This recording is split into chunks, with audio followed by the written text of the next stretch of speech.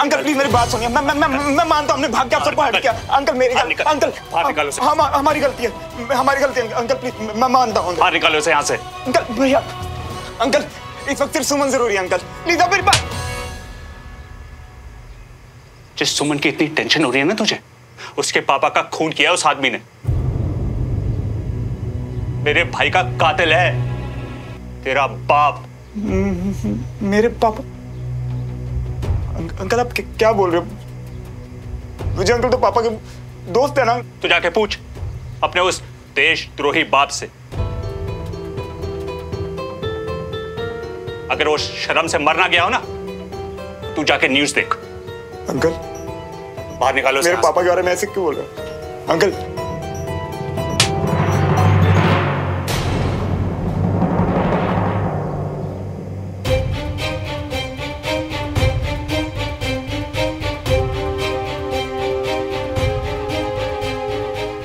दद्दू please. खबरदार अगर अपनी गंदी जबान से मेरा नाम भी लिया, इससे पहले कि मेरे हाथों कुछ हो जाए, यहाँ से निकल जा। दद्दू निकल जा यहाँ से। दद्दू निकल यहाँ से। दद्दू निकल। दद्दू निकल जा।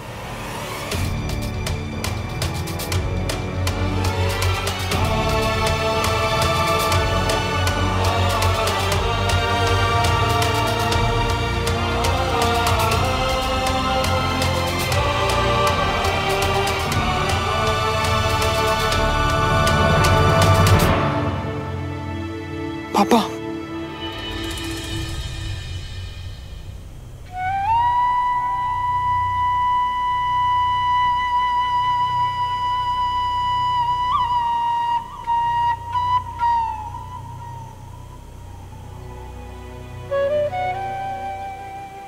या भाई साहब, और वहां अस्पताल में भी ना, उसकी डिलीवरी में भी बहुत वक्त था, लेकिन वो भाई साहब की खबर सुनते ही उसको लेबर पेन हो गया। बेचारी कंचन अकेली बीना के साथ। रमेश जी इस कलश को बाहर रखाइए। जी।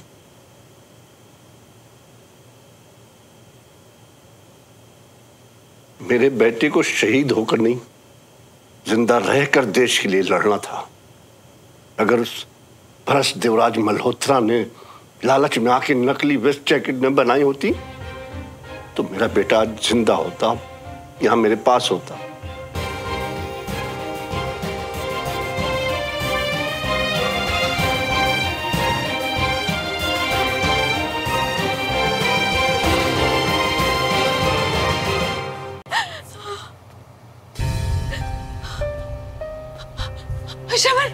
श्रवण तू आ गया?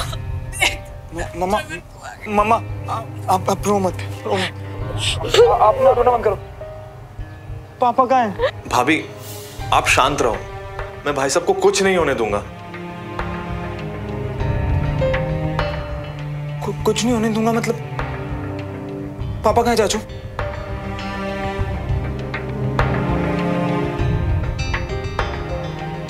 रुक, तू अंदर मत जा, मैं सब कुछ ठीक कर दूंगा, तू भरोसा कर मुझ पर। अरे श्रवण रुक, श्रवण।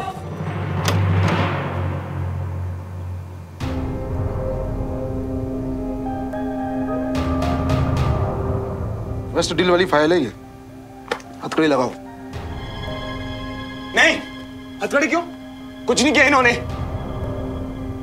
पापा बोलिए ना कुछ। कोई गलतफहमी हुई है इन्हें श्रवण, पता नहीं कहां से इन्हें ये। आपको जो भी बोलना है थाने में चल के बोलिए, और हाँ अपने बेटे को बोलिए हमारे बीच में ना आए। ये काम है आपका? हाँ, एक बेकसूर को घर से उठा के ले जा रहे हो, इल्जाम क्या इनका? देवराज मल्होत्रा पर भ्रष्टाचार और देशद्रोह का संगीन आरोप है। पैसा बचाने के लिए इन्होंने आर्मी वेस्ट में सस्ता और घटिया क्वालिटी का माल लगाया है, और उसी की वजह से आतंकी हमले में कर्नल विजय तिवारी आपके पापा के द्वारा बनाई गई घटिया बुलेट प्रूफ वेस्ट को पहनकर शहीद हुए हैं। मिल गया आपको जवाब? ये सारे इल्जाम सरासर गलत है इंस्पेक्टर साहब। मैंने जो अप्रूव कराया था बिल्कुल वैसा ही मैंने बनाया था। मेरे भाई का कातिल है, तू जाके पूछ अपने उस देशद्रोही बाप से। विजय अंकल की डेथ वेस्ट की वजह से? पापा मुझे ऐसे मत देख श्रवण, मैंने कुछ नहीं किया, ये सब झूठ है। तुझे लगता मैं ऐसा करूंगा?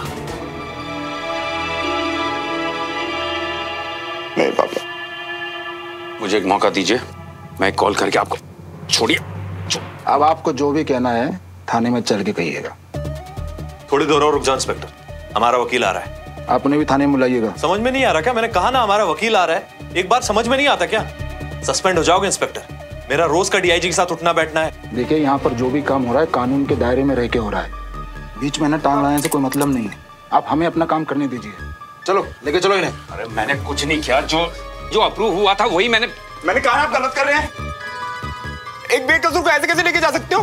मेरे पापा कह रहे हैं उन्होंने कुछ नहीं किया, मतलब कुछ नहीं किया। ओ इंस्पेक्टर, लगता है तुम लोगों ने मेरी बात को बहुत हल्के में ले लिया है। 2 सेकंड में खड़े खड़े सस्पेंड करवा दूंगा। उससे पहले मैं तुम्हें अरेस्ट करके अपने साथ थाने ले जाऊंगा। अंदर ए, चलो लेके। नहीं, ऐसे थोड़ा लेके जाने दूंगा।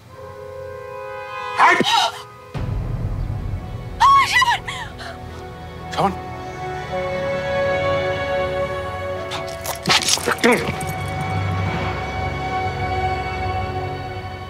तुमने हथकड़ी पहना दिया ना मुझे। मैं जा रहा हूं ना तुम्हारे साथ। मेरे बेटे पर हाथ उठाने की तुम्हारी हिम्मत कैसी हुई?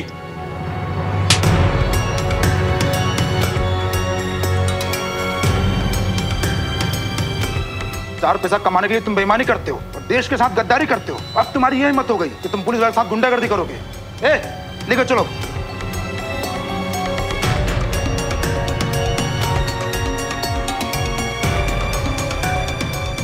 चाचू रोको ना। भाई साहब घबराइएगा मत। भाई साहब आपके पीछे मैं वकील लेकर आ रहा हूँ गाड़ी से। भाई साहब घबराइएगा मत, और आप घर की टेंशन मत लीजिएगा। चाचू मैं आपको कुछ नहीं होने दूंगा, मैं कुछ भी नहीं होने दूंगा। भाई साहब आपको ये लोग हाथ में नहीं लगा पाएंगे। भाई साहब आपको कुछ भी नहीं होगा, मैं अभी वकील लेके आ रहा हूँ। भाई साहब आपको कुछ भी नहीं होगा। भाई साहब मैं भी आऊंगा साथ। नहीं शरद, अभी घर में किसी बड़े का होना जरूरी है। तू समझ रहा है ना मैं क्या बोल रहा हूँ? तो तू मेरा शेर पुत्र है ना। जब तक मैं भाई साहब को छुड़ा के नहीं लाता, तू अपना और घर वालों का ख्याल रख, खासतौर पर भाभी का।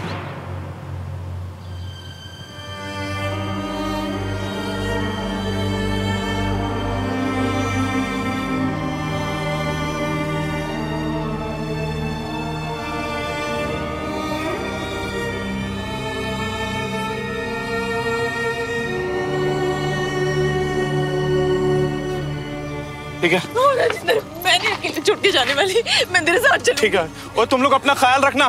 मैं भाई साहब को जल्दी छुड़ा लाऊंगा, अपना ख्याल रखना।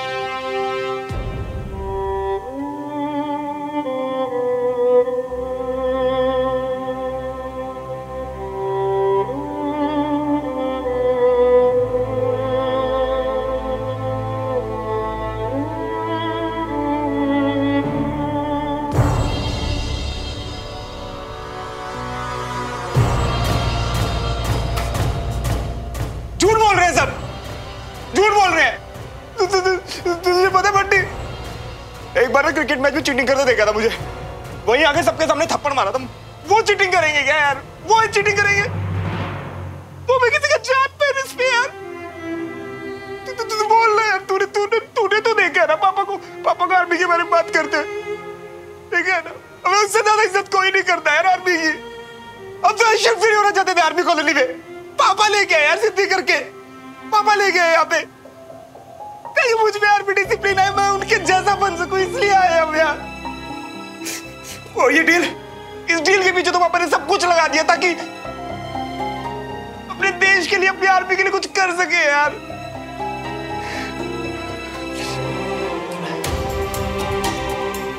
नहीं बंटी, मैंने ना पापा के आगे देखे थे, वो झूठ नहीं बोल रहे। और विजय अंकल तो दोस्त है ना पापा।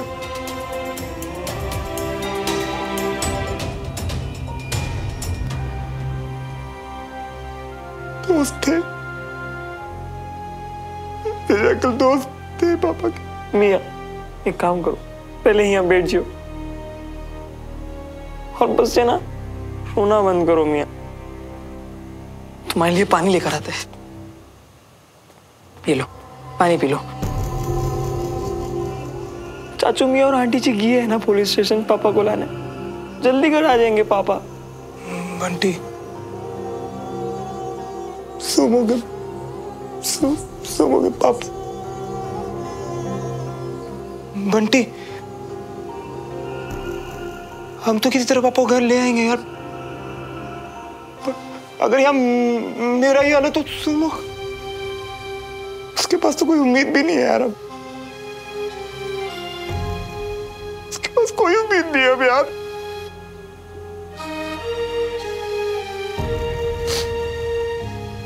मुझे सोमू के पास जाना है। अरे नहीं नहीं नहीं नहीं, रुको, भूल गए क्या? किसे धक्के मार मार के तुमको वहां से बाहर निकाला है मियाँ। और वैसे भी जे टाइम उस घर के हालात भी ठीक नहीं है। नहीं नहीं नहीं, तुम रुक जाओ यहाँ, मत जाओ वहां मियाँ। नहीं बंटी, चाहे वो मेरे हाथ पर तोड़ दे यार, पर मुझे फर्क नहीं पड़ता। इस वक्त मुझे सोमू के साथ रहना है। इतना सब कुछ इसे अकेले नहीं सहने दे सकता मैं यार।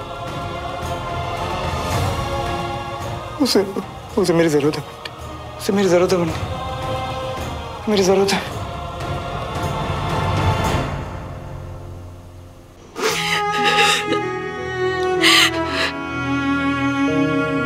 पापा, मेरे बेस्ट पापा।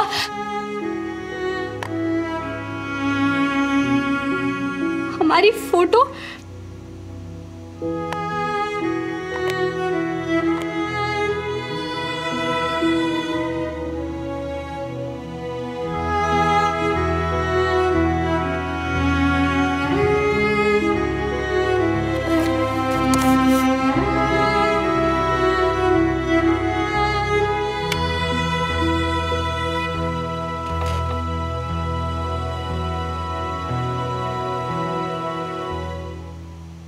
माय फेवरेट कैडेट, तुम्हें खुद से दूर भेजकर बिल्कुल अच्छा नहीं लग रहा। तुम्हारे कमरे में आकर तुम्हें हंसता हुआ देखना चाहता हूं बस। खाली कमरा बिल्कुल अच्छा नहीं लग रहा।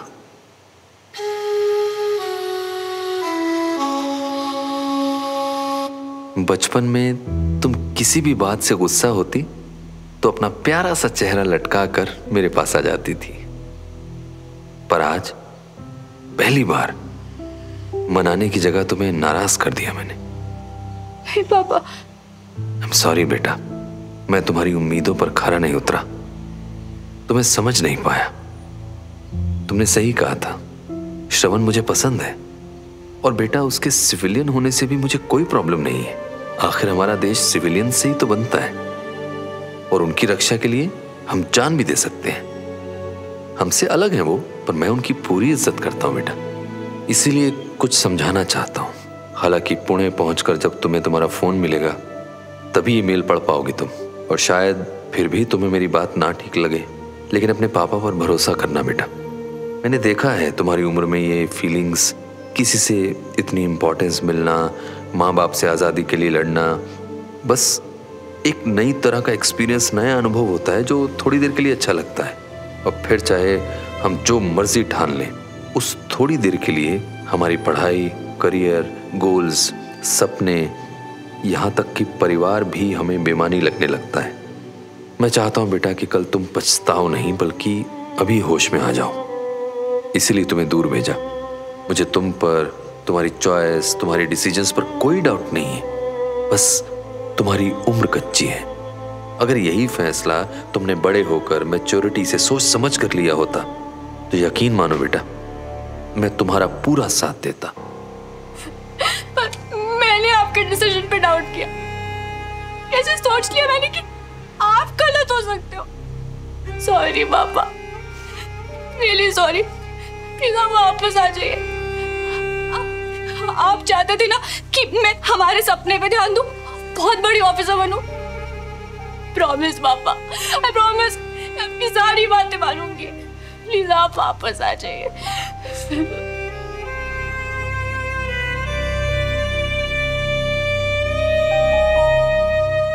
मेरे नजरिए को समझने की कोशिश करना बेटा, और उम्मीद करता हूं कि अगली बार जब हम मिलेंगे तो तुम मुझसे नाराज होकर नजरें नहीं चुराओगी, बल्कि हमेशा की तरह दौड़ती हुई आकर अपने पापा के गले लग जाओगी। I love you my favourite candidate.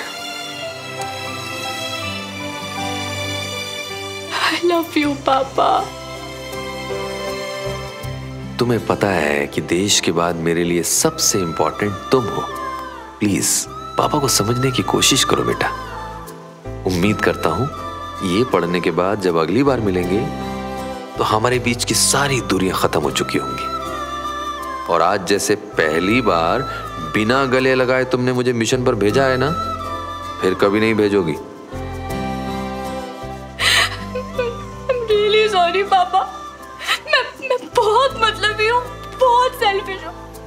आप अपनी लाइफ के लिए लड़ रहे थे, मैं अपने में खोई हुई थी। मैंने बहुत कोशिश की पापा, पर आखिर मैंने अपने होश खो ही दिए। मैंने पापा के बारे में नहीं सोचा। I'm sorry पापा, I'm really very sorry. I love you पापा।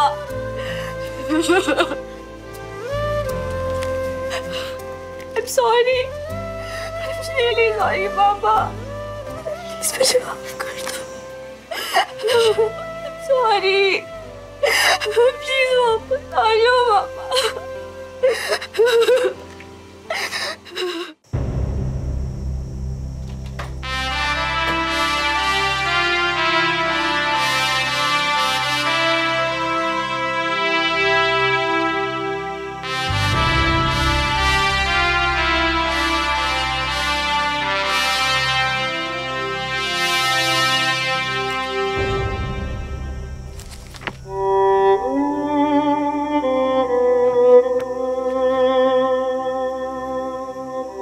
आप मुझे माफ कर देंगे ना पापा? I am sorry, I am really sorry. बहुत बड़ी गलती हो गई पापा, आई एम सॉरी।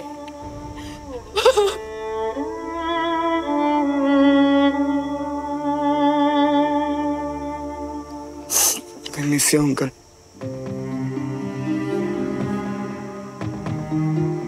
एक ही दिन में कैसे हमारी दुनिया उलट पुलट हो गई ना सुनो। विजय अंकल हमें छोड़ के चले गए। तुम्हें पता है सब लोग ना मेरे पापा को देशद्रोही बुला रहे हैं। उन्हें ना पुलिस पकड़ के ले गई। पर हम तो सब जानते हैं ना सुनो, और अगर विजय अंकल होते ना तो वो भी यही कहते कि उनका दोस्त ऐसा कर ही नहीं सकता, है ना सुनो? भ्रष्ट देवराज मल्होत्रा ने लालच में आके नकली वेस्ट जैकेट न बनाई होती तो मेरा बेटा आज जिंदा होता।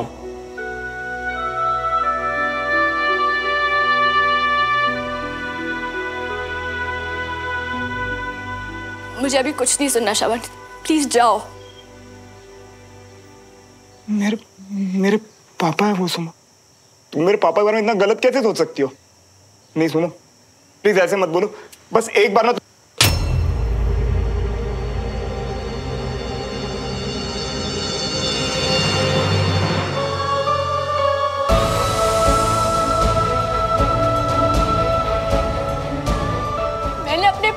खोया है श्रवण, हमेशा के लिए छोड़ के चले गए हो मुझे। तुम मुझे अपने पापा की सफाई देने आए हो, मुझसे कह रहे हो कि मैं ऐसा ना करूं। तुम्हारे पापा पे तो इल्जाम है, तुम तो कहोगी ना ये सब। कैसे कर लूं मैं तुम पे विश्वास? हाँ, कैसे मानूं कि बाकी सब झूठे और तुम सच्चे? मैं मानूंगी दुनिया की बात, क्योंकि मुझे भी लगता है कि तुम्हारे पापा देशद्रोही। सुमन,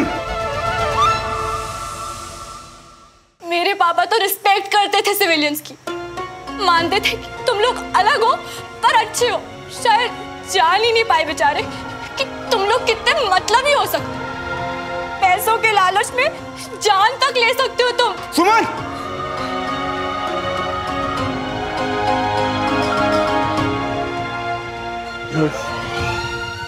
मुझे पता है इस वक्त तुम तकलीफ में हो, पर ये सब मत बोलो प्लीज, ये सब मत बोलो। हाँ, हूं मैं तकलीफ में, क्योंकि मैंने अपने पापा की बात नहीं मानी। मेरी भलाई के लिए वो मुझे तुमसे दूर करना चाहते थे। उसी टाइम मुझे तुम्हें छोड़ देना चाहिए था।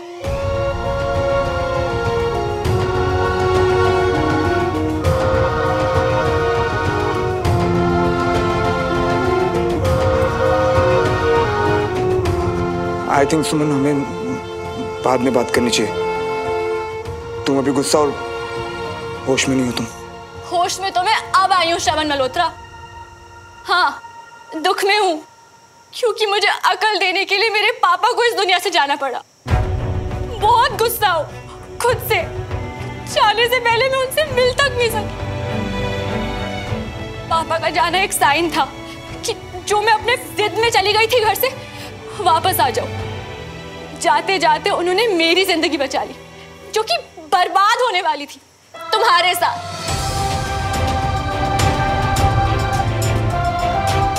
तुम्हें ये सब सच लगता है?